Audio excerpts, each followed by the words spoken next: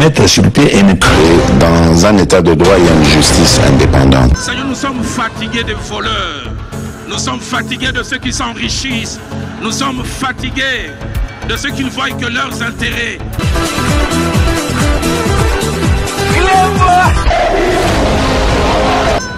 Je m'engage à user de tout ce qui est en mon pouvoir pour que les erreurs du passé ne se reproduisent plus et pour que les actions nécessaires à l'avancement de notre pays soient promptement prises.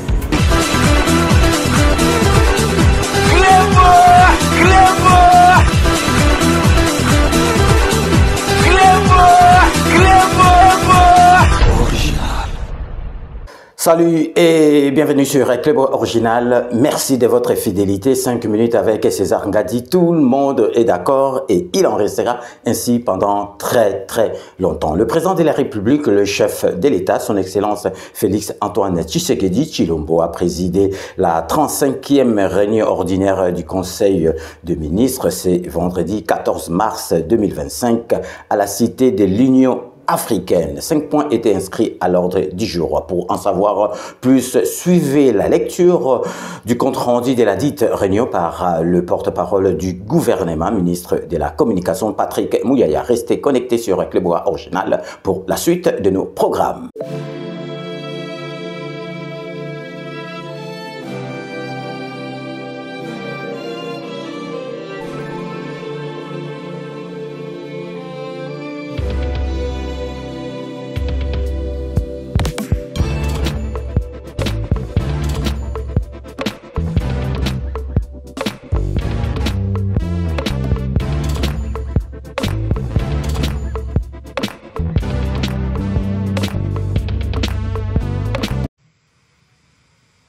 Compte rendu de la 35e réunion du Conseil de ministres.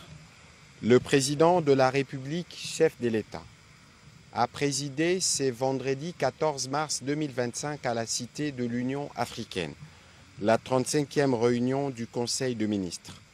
5 points étaient inscrits à l'ordre du jour, à savoir 1. Communication de son Excellence Monsieur le Président de la République, chef de l'État. 2. Point d'information. 3. Approbation d'un relevé des décisions du Conseil de ministres. 4. Examen et adoption de dossiers. 5. Enfin, examen et adoption de textes.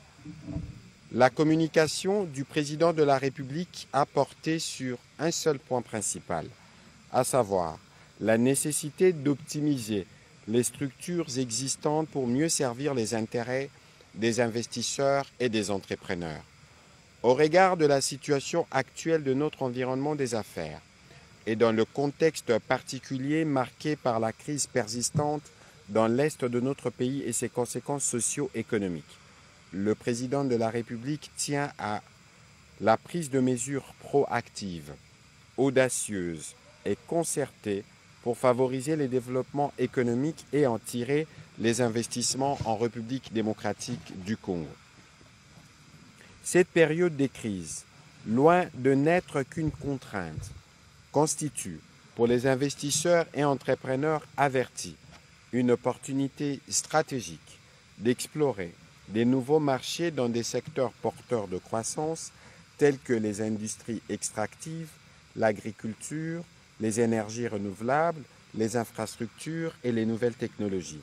Le président de la République a indiqué qu'il est crucial de tirer profit des ressources naturelles et humaines exceptionnelles en favorisant les développements des entreprises locales et en convainquant davantage d'investisseurs étrangers de s'intéresser aux opportunités d'affaires qu'offre notre pays. Pour cela, il y a lieu d'accélérer la mise en œuvre des réformes ambitieuses visant l'amélioration du climat des affaires, l'instauration de la transparence et la sécurisation des investissements, tout en assurant une harmonisation efficace des différents textes qui encadrent ces domaines. Le président de la République a insisté pour que les parcours de l'investisseur et de l'entrepreneur soient déblayés d'embûches liées notamment à la multiplicité des structures administratives intervenant dans le processus d'investissement, au poids de la bureaucratie et à l'insuffisance des infrastructures de base afin de rendre les secteurs privés plus compétitifs.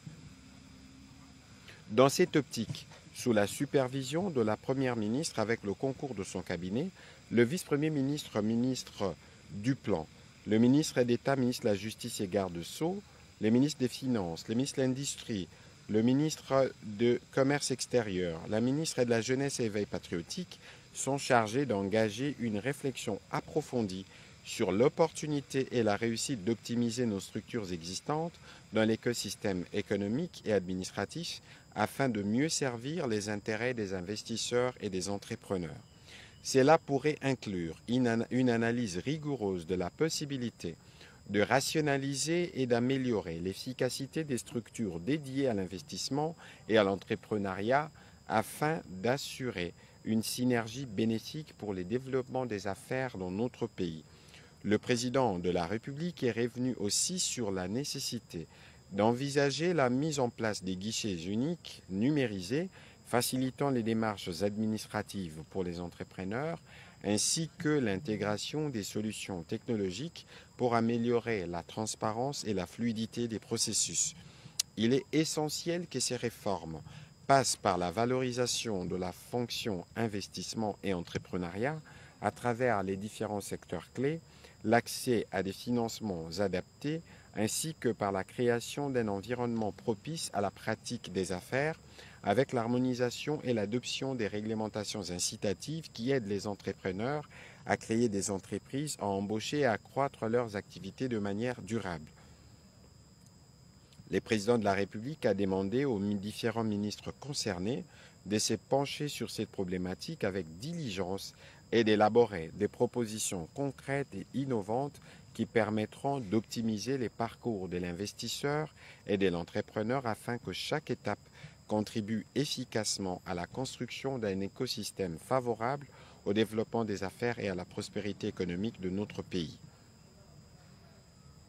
Dans la suite de la communication du président de la République, la première ministre chef du gouvernement est revenue sur la rentrée parlementaire 2025 prévue le 15 mars prochain. Elle a tenu, au nom du gouvernement, à réitérer son indéfectible loyauté au président de la République chef de l'État, garant du bon fonctionnement des institutions, et à réaffirmer sa ferme volonté à faire face aux défis actuels de notre pays.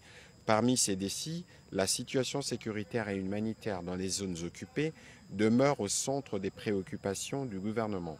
D'autres défis concernent la situation économique qui continue de subir l'impact de l'agression de l'armée rwandaise et de ses supplétifs terroristes du M23, sans oublier la nécessité de la prise en charge des besoins vitaux de nos populations et bien sûr la poursuite de la mobilisation de l'opinion publique pour renforcer notre unité nationale. Elle a rassuré avoir abordé toutes ces problématiques. Le mardi 11 mars 2025, avec les membres du bureau de l'Assemblée nationale, ensemble, ils ont aussi passé en revue les différents points de l'agenda politique 2025 pour assurer une rentrée parlementaire fructueuse dans un esprit de collaboration soutenu entre nos différentes institutions.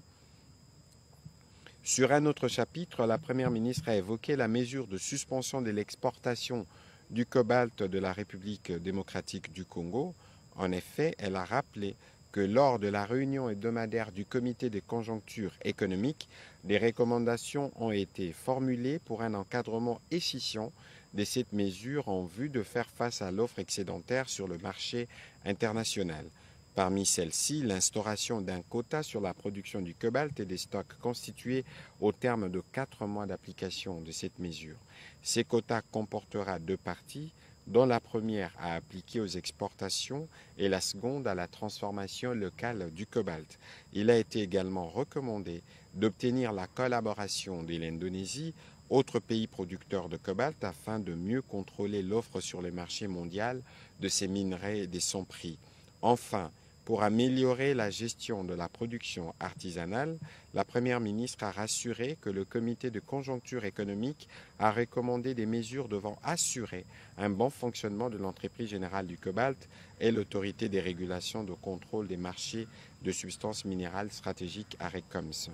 Pour ce faire, les responsables concernés par ces actions ont été appelés à les implémenter avec célérité et efficacité. Au deuxième chapitre du Conseil de ministres de ce jour, relatif aux points d'information, État et administration du territoire, le vice-premier ministre, ministre de l'Intérieur, a présenté l'état et l'administration du territoire qui est marqué par l'agression rwandaise et l'occupation de certaines parties de notre territoire, ainsi que l'activisme de leurs supplétifs qui occupent certaines parties dans le nord et les Sud Kivu.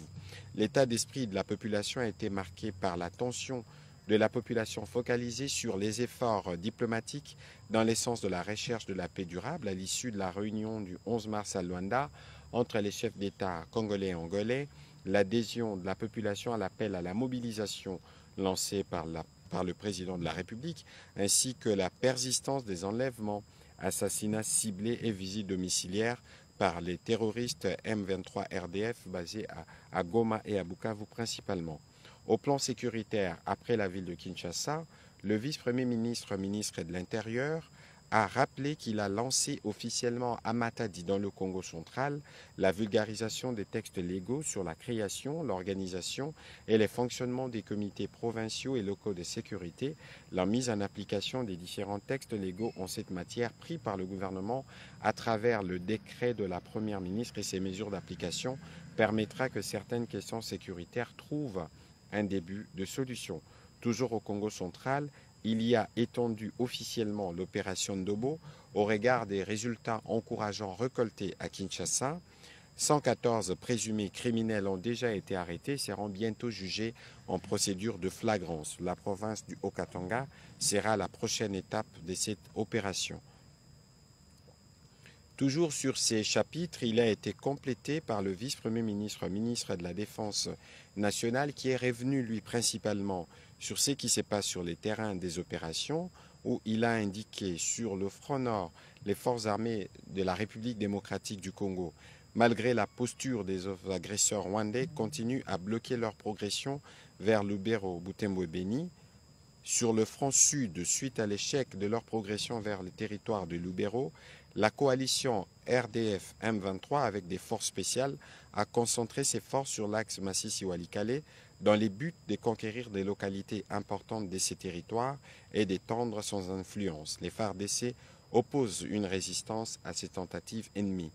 Au Sud Kivu, il a aussi abordé l'attitude de forces armées de la République démocratique du Congo devant les attaques de l'ennemi. En Ituri, ils poursuivent sans relâche leurs opérations contre les groupes armés pour le retour de la paix dans cette province de la République démocratique du Congo, particulièrement à Tchomia, au bord du lac Albert, en territoire de Djougou, épicentre de la violence contre les populations civiles. Dans la partie ouest, les forces armées de la République démocratique du Congo viennent de franchir un nouveau cap vers le retour de la paix dans cette région en réussissant à détruire les bastions les plus importants des insurgés Mobondo, réduisant ainsi sensiblement leur capacité de nuisance. En plus des actions coercitives, des actions civilo-militaires sont également mises en œuvre pour favoriser la réconciliation entre le peuple. Au sujet de la situation épidémiologique, le ministre de la Santé a, avant de présenter la situation de manière globale, s'est apaisanti sur la situation sanitaire de provinces qui sont des villes et des localités des provinces qui sont actuellement sous occupation de l'armée rwandaise.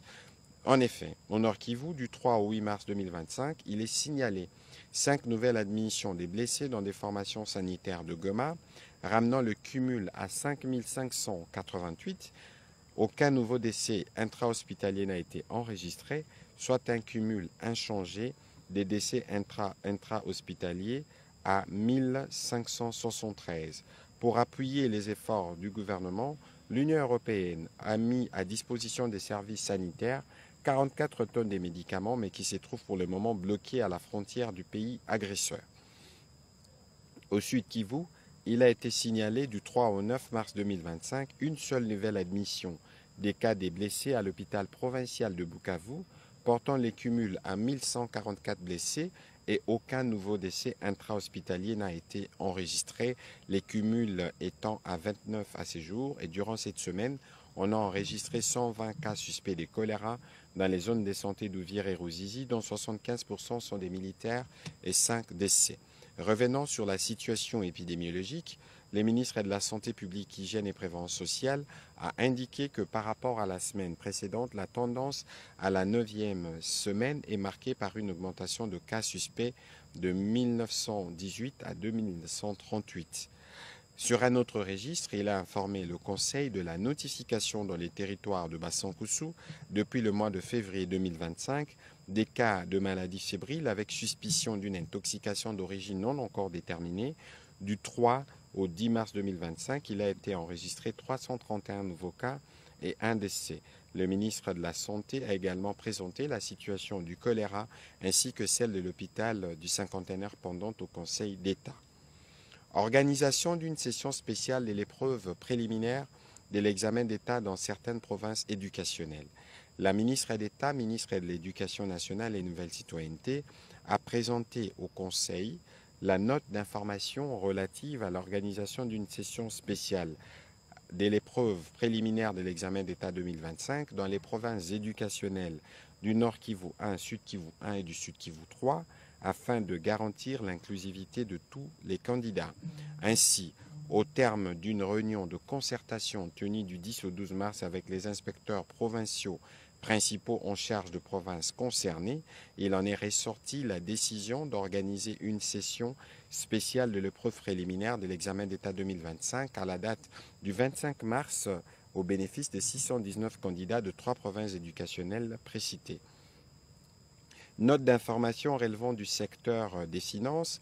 Le ministre des Finances a présenté au Conseil deux notes d'information. La première portant sur l'état des lieux de la réforme de la facture normalisée. Il a indiqué que cette réforme fiscale vise à assurer le suivi en temps réel de la collecte de la taxe sur la valeur ajoutée par les opérateurs économiques et l'évaluation de leur chiffre d'affaires.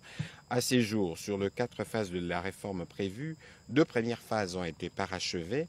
La première année de la mise en œuvre de cette réforme a été marquée par la mise en œuvre des préalables à la réforme. Le 3e trimestre de l'année 2024 a permis de donner un coup d'accélérateur à cette réforme. À ce stade, la quasi-totalité de toutes les activités préalables au lancement de la phase de généralisation aux assujettis de la TVA ont été réalisées. Il s'agit en particulier de l'achèvement de travaux sur le data center qui est pleinement opérationnel et accessible depuis fin février 2025, ce qui a permis de passer dès à présent en mode de production consistant à l'usage par les opérateurs de leur NIF réel.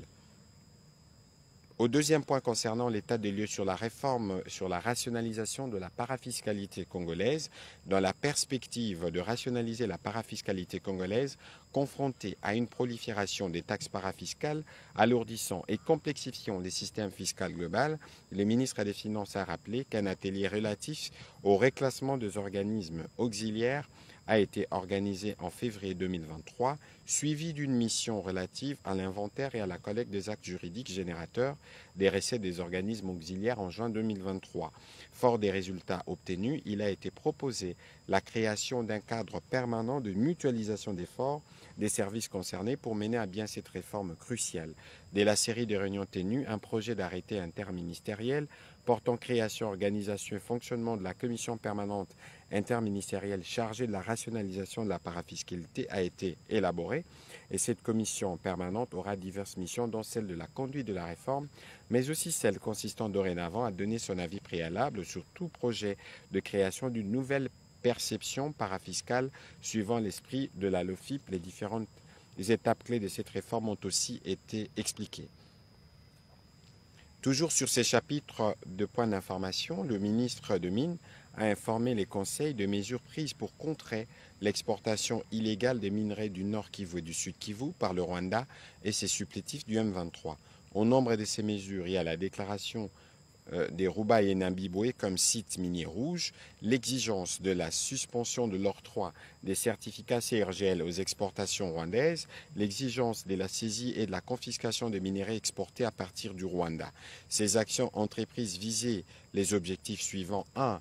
Forcer la CRGL à agir conformément à ses propres normes par un audit de toute la chaîne d'approvisionnement du Rwanda qui devra remonter à la source depuis situé en République démocratique du Congo.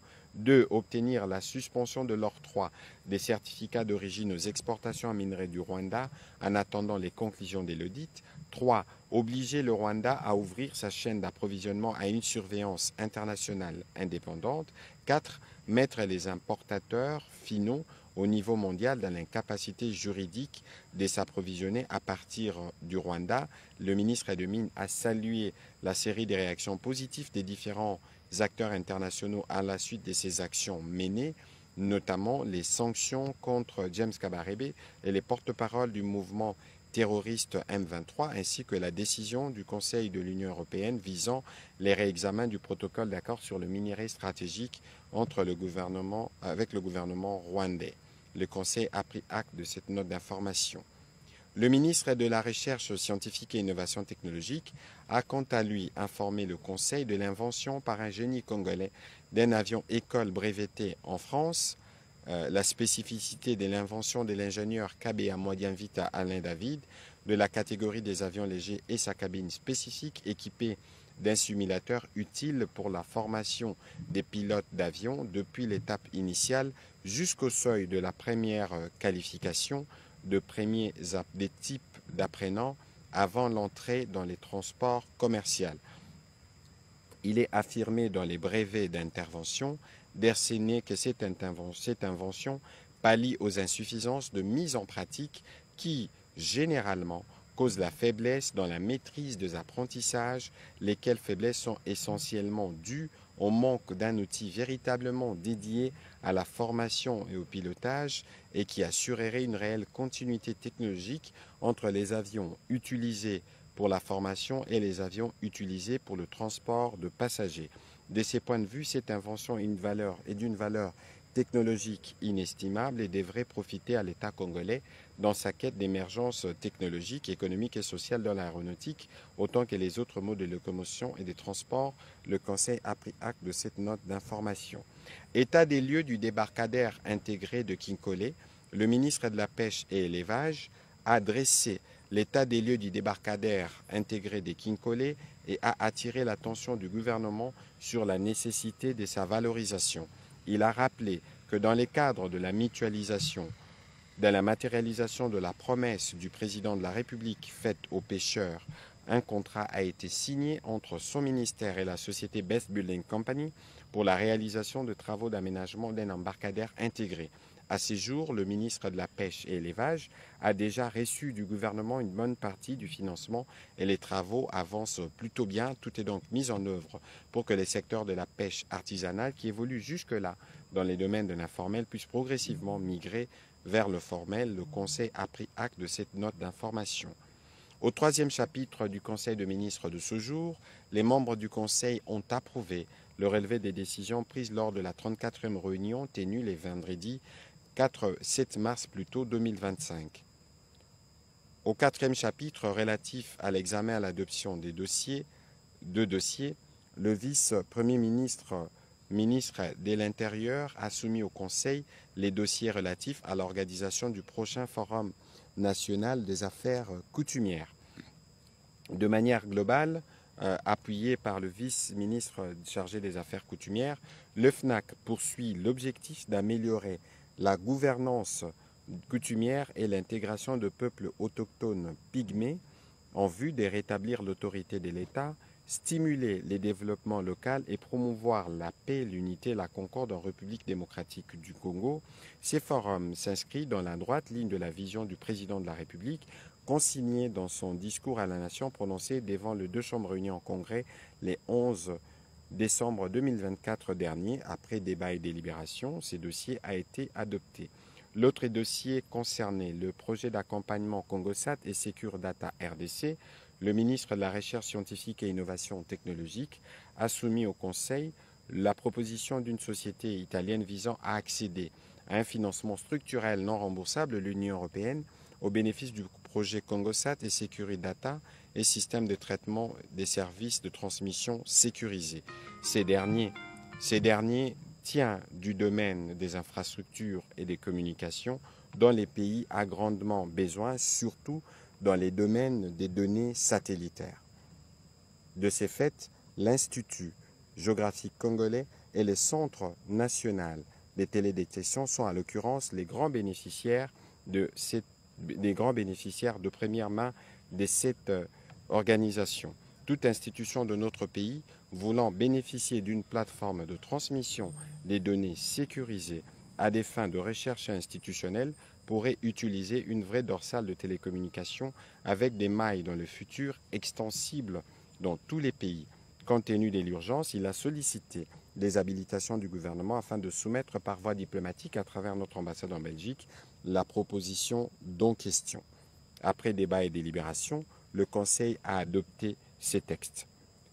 Au dernier chapitre du Conseil de ministres de ce jour, relatif à l'examen et à l'adoption des textes, 5 textes ont été soumis.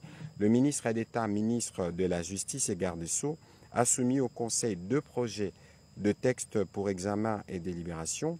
Il s'agit respectivement du projet de loi autorisant la prorogation de l'état de siège sur une partie du territoire de la République démocratique du Congo pour une période de 15 jours prenant cours à partir du 23 mars 2025, projet des décrets portant mise en place d'une gestion informatisée et numérisée des procédures judiciaires au sein des tribunaux de commerce et des chambres commerciales de cour d'appel.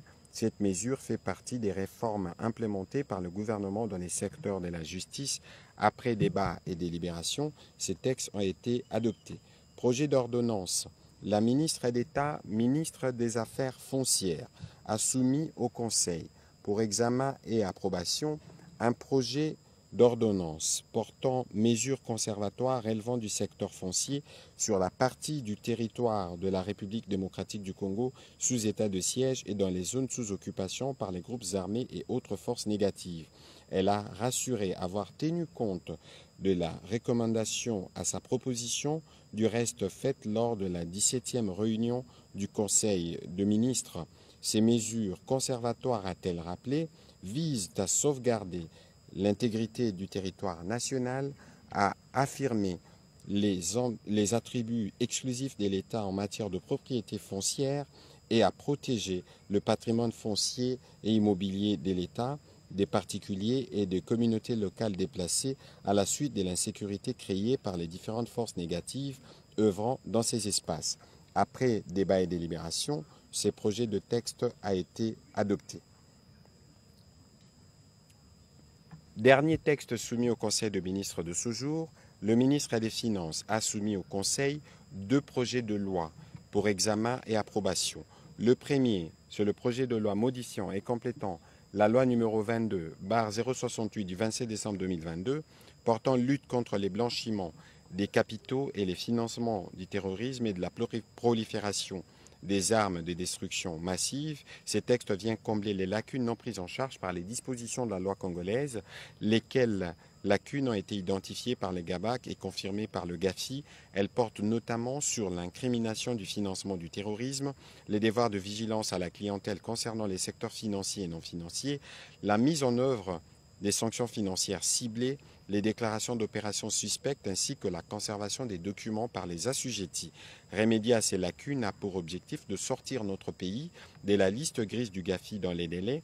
En même temps, ces textes favorisent l'échange d'informations entre la CNRF et les autres cellules de renseignement financier en vue d'obtenir son adhésion sollicitée au groupe Egmont. Projet de loi portant organisation et fonctionnement des marchés boursiers en République démocratique du Congo, ces textes répondent à la nécessité de doter notre pays d'un cadre juridique et institutionnel moderne et adapté aux exigences d'une bourse de valeurs mobilières et d'une bourse de marchandises efficace et transparente. Il vise à favoriser la mobilisation de ressources nécessaires au financement des investissements, au développement du secteur privé et à l'accélération de la croissance économique. La surveillance et la régulation des opérations sur les marchés boursiers sont placées au cœur de cette loi, grâce notamment à l'institution d'une autorité des marchés financiers qui veille à l'application des dispositions légales et assure le bon fonctionnement aussi bien de la bourse des valeurs immobilières que la bourse de marchandises. Après débat et délibération, le Conseil a adopté ces textes. Avant de clôturer le Conseil de ministres de ce jour, comme de coutume, le président de la République a rappelé sa détermination à mettre tout en œuvre pour que nos populations qui sont actuellement sous occupation puissent être libérées très rapidement. Commencé à 15h13, la réunion du Conseil de ministres a pris fin à 18h19. Je vous remercie.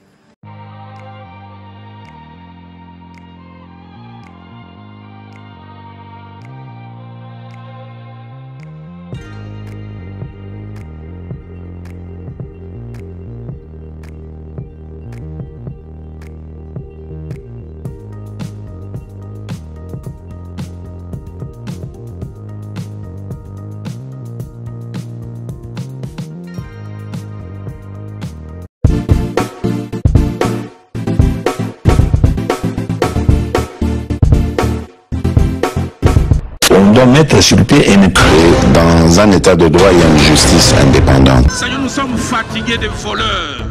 Nous sommes fatigués de ceux qui s'enrichissent. Nous sommes fatigués de ceux qui ne voient que leurs intérêts.